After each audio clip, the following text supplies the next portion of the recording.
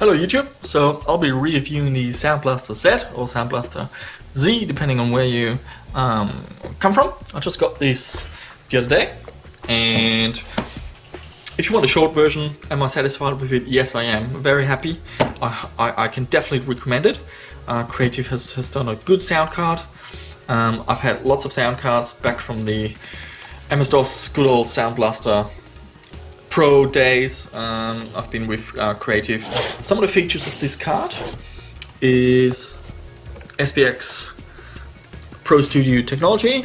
It's got Crystal Voice, which helps you with your recording from a microphone.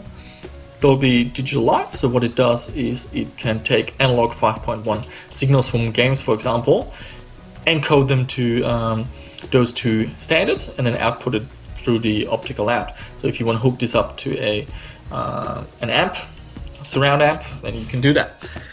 It's got the Scout mode, which is meant to give you an advantage in gaming, and I'm going to talk about that later. Now, this box, the Sound Blaster Z, included a beamforming microphone. Very good. The beamforming microphone, what it does is it allows you to specify an angle.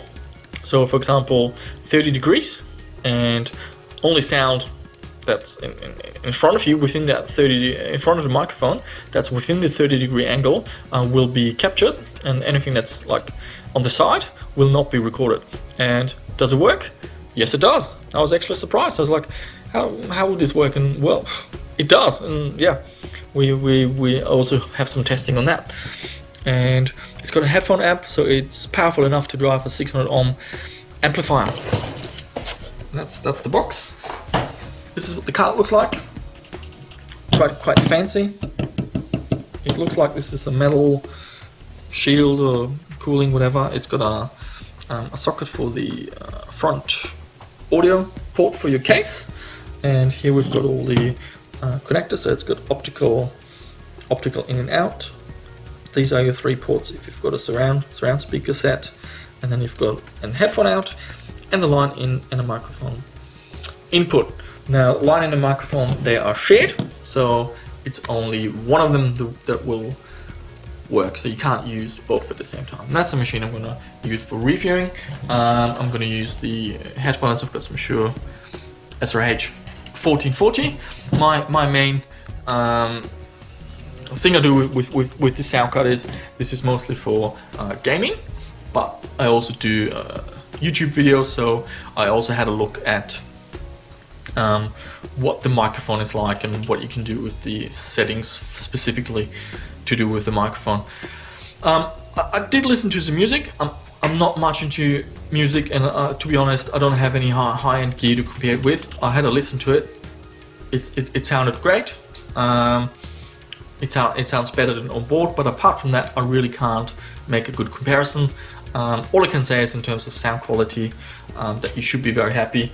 And one feature that I talk about is it's really quiet. It's got a low signal to noise ratio, 116 decibels. And yeah, so in terms of audio, I'm pretty sure you'll be satisfied. Is it an audiophile high-end super sound card? I don't know, to be honest. It's not one of those where you can swap the op amps. But look at the price. It's just over $100, so it is an entry level card.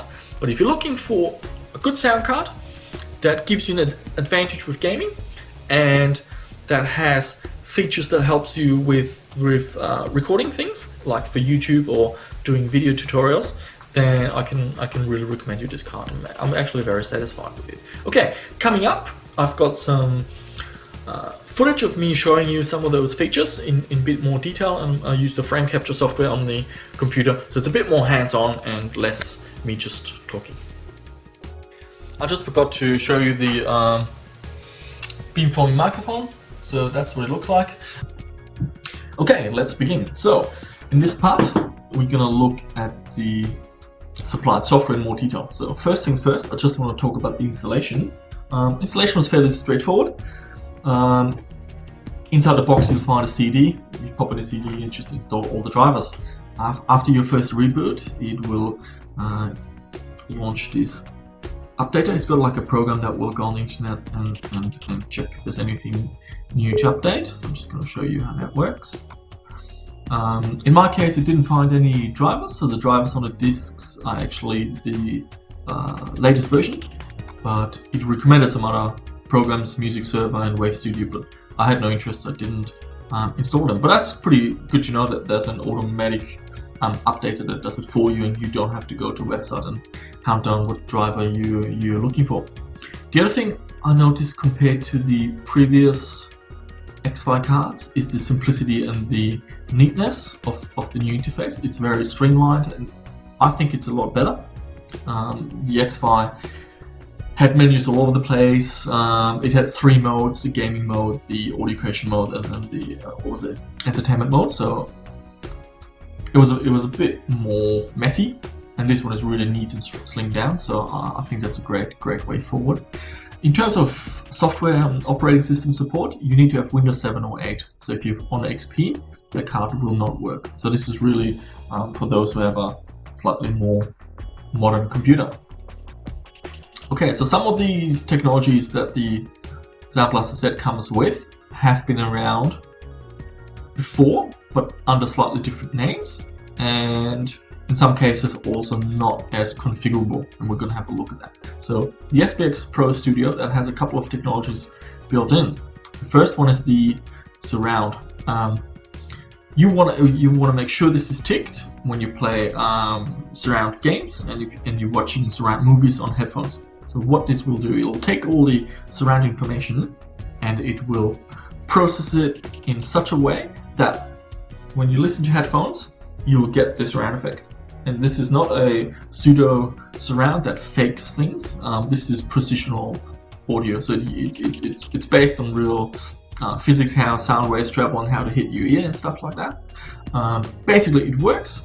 I play a lot of online games at the moment. I'm quite into Black Ops 2, and positional audio works. You will be able to hear where enemies are, and it will give you an edge in the game. That's guaranteed. So if you want to play a game, make sure you tick the box. In the past, this was called CMSS 3D, and it was only a tick box. And this time, however, there's a slider. This lets you change the level of the effect. And what I found is it's not so much the level of how much effect is applied.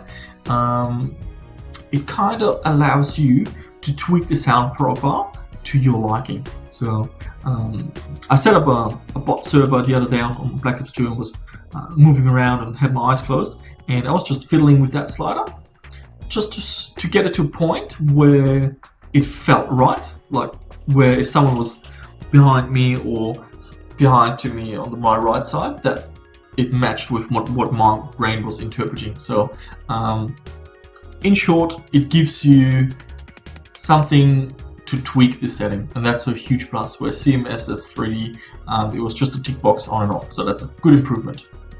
Crystallizer, that's been around before. What it does it's meant to improve the quality of low bitrate music songs. Don't think that's too much upgraded compared to past Sound Blaster cards. I'll leave it around 30%, not too much, because otherwise it sounds a bit big. We've got a bass boost, so you can boost your bass, and also adjust the crossover frequency. That means at what frequency are the low frequencies being blocked out. So you can actually, if you move this to the right, you'll have no bass at all. Smart volume. Now, this is something I'm really happy about. I've seen this on past cards under the, I think it was called SVN or something. It was basically a tick box, and what it did, it made everything sound the same volume. So things that were quiet were very loud again, and everything was very loud kept at that same level. So basically it avoided running into situations where you couldn't understand something and you had to crank up the volume, but then you do something else and the volume was too loud and you had to turn the volume down again. So this is a great feature, but this time it gives you some control. And let's have a look at that. I've got two videos, which is a good example to demonstrate the problem. And this might be watching a movie or watching YouTube. So you've got two video clips in YouTube. They're both on maximum volume. This one is pretty loud. So just like all the adverts or music videos or people that do the videos and then make sure that the volume when it produces is normalized and takes advantage of the whole volume, they'll sound like this. And then there are videos where the volume is clearly they haven't recorded it loud enough. It's going to be coming soon, launching at the end of January. So with that video, you normally crank up the volume, but then if you go back to something louder, your ears will hurt. Yeah, you have to play volume DJ all the time. And same with Blu-ray movies; they have a very large range of dynamic, and you constantly have to play with the volume control. So what we can do is we can turn on smart volume, and what this does, you can see the graph up here, is it reduces the difference between quiet sounds and loud sounds. So everything that's quiet will be amplified. So I'm just going to show you that. So you press play again here.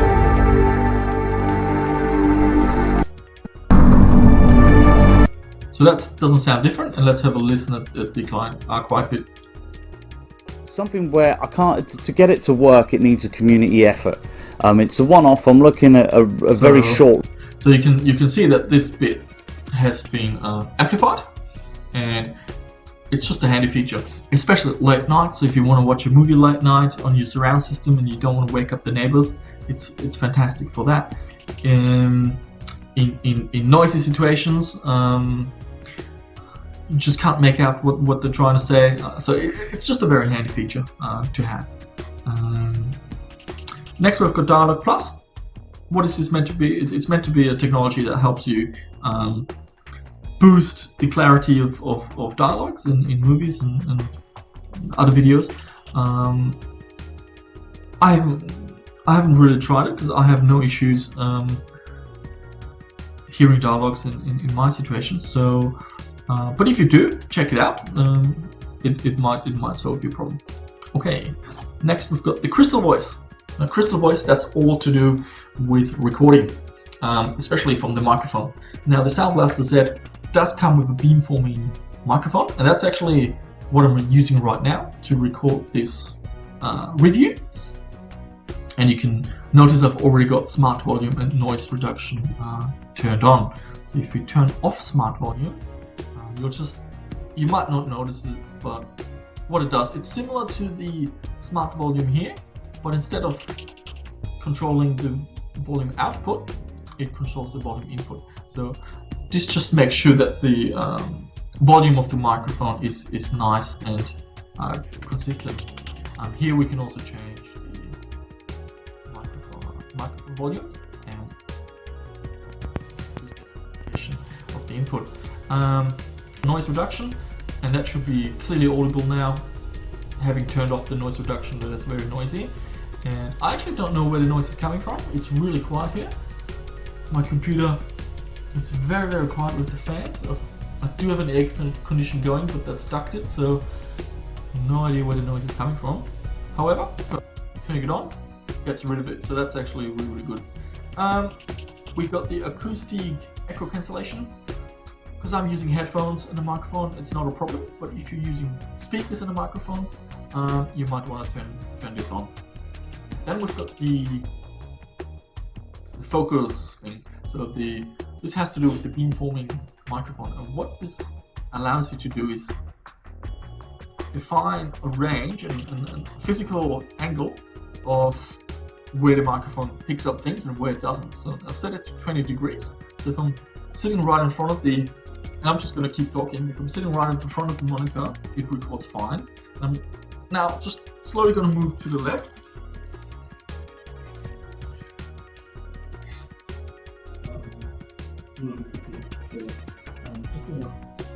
Slowly move back to the monitor. And now I'm back in front again. Now, that's actually really impressive. When I tried this out the first time, I was like, wow, this really works. And I thought it might be some gimmick or whatever, but no, it does actually work. And this could be really handy if you've got I don't know, like a LAN cafe or something, or an office, and you've got people sitting next to each other, and everyone wants to have a phone discussion, and you don't want to pick someone up with a microphone that sits on the workstation next to you. So that might actually be a really good feature for semi-professional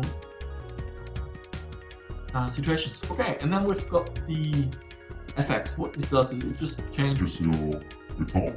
I'm just going to demonstrate that. So now the voice sounds quite a bit different.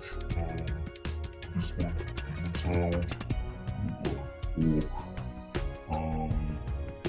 Robert, my name is Hal 9000. There you go. Yeah. So something to play with. I've seen people use this in online gaming just to take the mickey out of people there, picture all that kind of stuff. Okay, let me just turn that back on. Okay, next up we've got the scout mode. Once again, this is trying to give you an edge in gaming by being able to hear enemies sooner. Now, while the surround feature is fantastic and you really should have this turned on if you're playing with headphones, the scout mode, it didn't work for me. At least in Black Ops 2 it didn't. It just amplifies everything. You have no way of telling what is close and what is far away. This might be handy if you're playing like a one-on-one game or something that's sneaky or stealthy or not with many players, but in a big multiplayer world, I didn't find it useful at all. Then we've got some headphone settings. There's really not much to change here. This is all grayed out. Then this is to do with encoding surround information into your digital output. So on my media PC, I use 5.1 speakers from Logitech, and I use the analog outputs on the sound card. But if you want to use the optical output, you'll find that in some games in the past, you'd only hear stereo, and that's just how.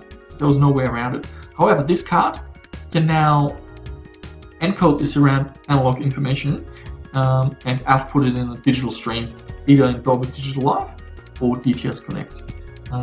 For DTS Connect, when you click on that, the first time it'll download some updates, some patch, and then you're good to go. Now, I don't use the optical output, so I haven't tested it, but I don't see why this shouldn't work. It's pretty straightforward stuff. You just gotta make sure that your surround amp is compatible with one of these standards. Here we've got a mixer, standard stuff. Change the volume. It's got the what you hear input, which is handy. This allows you to record anything that comes out of your speakers. So very handy for screen capture stuff. Equalizer, nothing new. Allows you to change the where everything sounds. And here we just can tick the box to have the stereo mix sent out to the digital output. And that is basically it. So in terms of what I think of this card, I think it's a fantastic card. While I'm not much into music, I have listened to a few MP3s and it sounds very nice. For gaming, absolutely, I can highly recommend it. The surround feature gives you an edge in games and a much more immersive experience. The crystallizer, the smart volume, these are all features that improve your listening experience, especially smart volume. I've got another card, the previous one, the Raccoon 3D. I've got that in my media center PC with my surround system, and at night I just switch it to night mode, and then everything is nice. It's the same volume, and I don't have to. No one gets woken up. No neighbors have to complain, and I can still watch my action movies. With the microphone, the beamforming microphone is very, very good. It's got features, especially if you're doing voice recording or communication with Skype, or you're doing online gaming through Steam and you're having communications like that. Turning on noise reduction and smart filter just drastically improves your communication. The downside is that you can't control what the other person has. So everyone can hear you perfectly, But if they don't have the same sound card and they haven't turned on those features, then yeah, you'll still have their low quality voice. Scout mode, yeah, that was a bit of a gimmick, and the re-encoding thing is nice, yeah. So, would I recommend the card? Yes, I would, absolutely. It's just over $100. Now, this Sound Blaster set, that is the cheapest of the Z series. There are 2 other cards. I can't comment on those. Also, the headphone amp, it's got a 600 ohm headphone amp. So, looking at the volume, I'm here at around 30%, and that is already pretty audible. And 50% is already way too loud for my headphones. So it's got obviously plenty of power to drive some of the more powerful headphones. So that's it. I think I covered everything. If you've got any questions, just leave a comment or put them in the comments, and I'll do my best to answer them.